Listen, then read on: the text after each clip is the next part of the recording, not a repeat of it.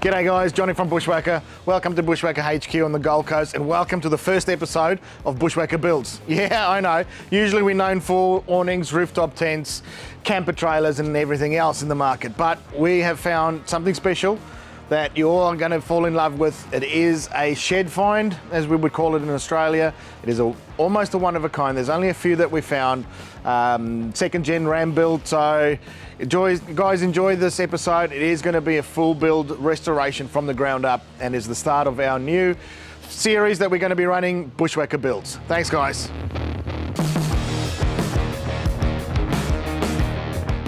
Hey, I'm Chris. I run a small automotive refinish business in Yatala.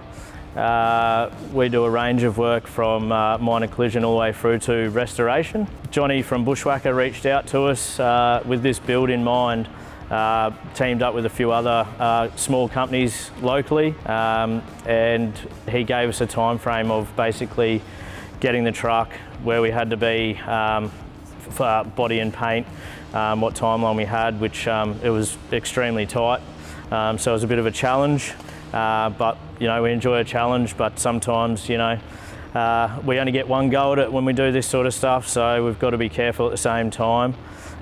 So 2 weeks we've basically had with it from start to finish. So at the moment, as you see it here, we've got all the cab and panels basically stripped all the way back to metal. So when we got the vehicle, we pretty much didn't really know what we were going to be in for until we ran our eyes over it.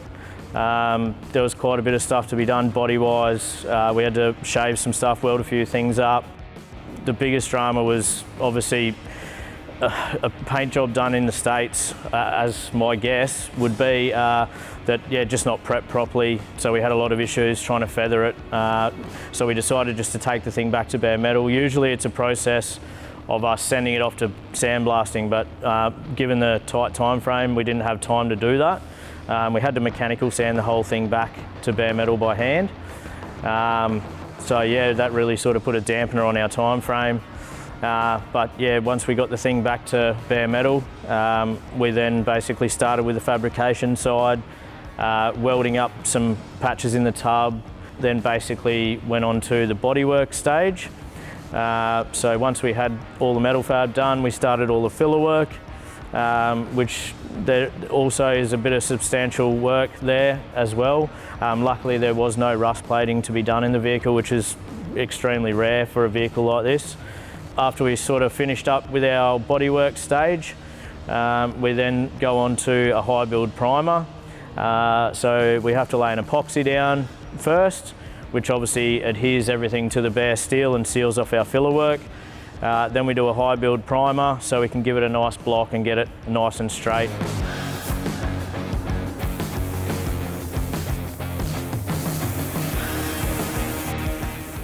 So as far as the colour is, it's just basically a custom formulated black that we've made. Obviously Bushwakka's colours are black and yellow.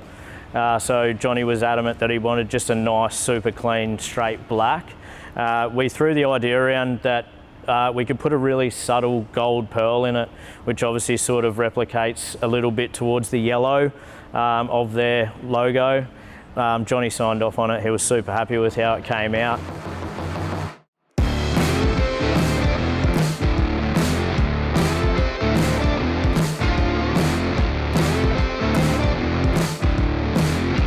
This process is done in Spees-Hecker water base coat with a Spees-Hecker solvent clear over the top. Super quick, basically a 1.5 coat system, best sort of technology on the market. So we choose to use those brands. We've got great support and everything along with it as well. From this stage here, it'll go onto assembly stage. Basically, tub will be wrapped aligned in the back, so that is basically the one thing that we've got left to do. That just gives it a durable textured finish inside the bed that, you know, if you want to put stuff in it, you can without scratching the high gloss black. Then yeah, basically all the panels will go on. Final fit won't be done until we get it back from the other stages. So from here it's got to go over to the boys at Elite Diesel. have the big Cummins put in it. It's probably best that we leave the front guards off and the bonnet off for now. When it comes back to us, all the mechanical and electrical's done, then we'll basically fit the panels back on. We'll go over it with a fine tooth and we'll denib and buff any bits of dust or contaminants out of the paintwork. Just make sure it looks at its absolute best. So when it's ready to go up to the show, that it's as good as we can possibly present. We're super appreciative for Johnny to give us the call up and be a part of the build. It's really cool. It's something a little bit left of field to what we normally do. But yeah, working alongside the other guys is really cool as well. Obviously with the tight time schedule that we've been given, everyone's been really good to work in with. Yeah, so we can't wait to get it up to the show and stand back and see what people's thoughts are when we actually finally get to reveal this thing. So yeah, we're just really appreciative that we've been a part of it.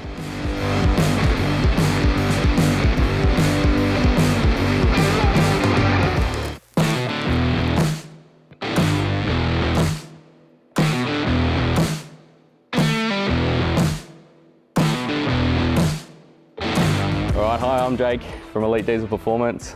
We've got Johnny's Ram here. So the way we found out about this is Johnny gave me a call just before Christmas and said he had a wild idea to build this Ram in 3 months, which is a lot of fun. So yeah, here we are. We're 2 and a bit weeks out. Yeah, making some good progress. Just had its first startup. Everything seems okay, so stoked.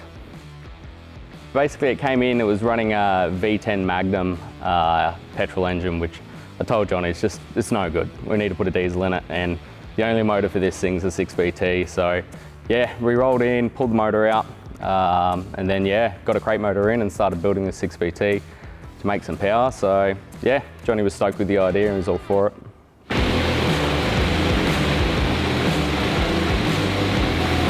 We're there. Just supporting a bit. Oh man, happy? Happy days, that's sick.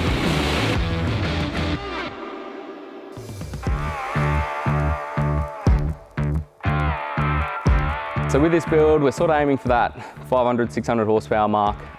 So I won't go through the whole long list of parts we did because we'll be here for hours, but basically it's got ARP 425 head studs, it's got billet stage 2 push rods, it's got 13mm DV valves, and it also has 5x14 VOC injectors.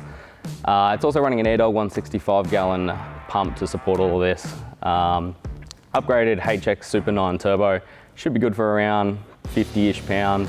Bottom end's all standard still, and then we've got a fully built reverse pattern manualised box and shifter for it. So box is good for about 800, motor should go 500, 600 in its current form, but there is some headroom there when Johnny decides he wants a little bit more power. Toughest bit of this build's been this timeline. Obviously 3 months to do this type of build is pretty crazy. All the parts have to come from the States, so you've just got so many fingers involved with shipping, and then also fitting, things not fitting right because of conversions, things like that. Got our converter rock up from the States. Bit of a drama. It's a 23 spline standard converter, which is not going to suit our trans build. So we're running a 35 spline Sonax input shaft, which is quite a bit bigger.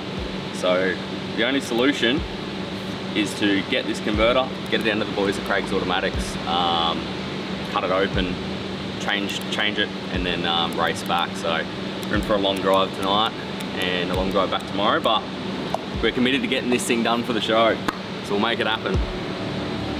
All the way to Sydney, bro. Oh, nightmare. Oh well, what's a build without a few hiccups, eh? That's been a mission. We just got back from Sydney. We had to do a quick run overnight to fix a converter issue, and yeah, man, we're all smashed. Everyone here's been working super late nights.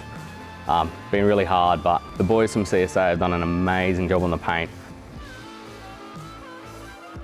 Killer build by the best. I'm so stoked to be a part of it. Can't wait to see it all done.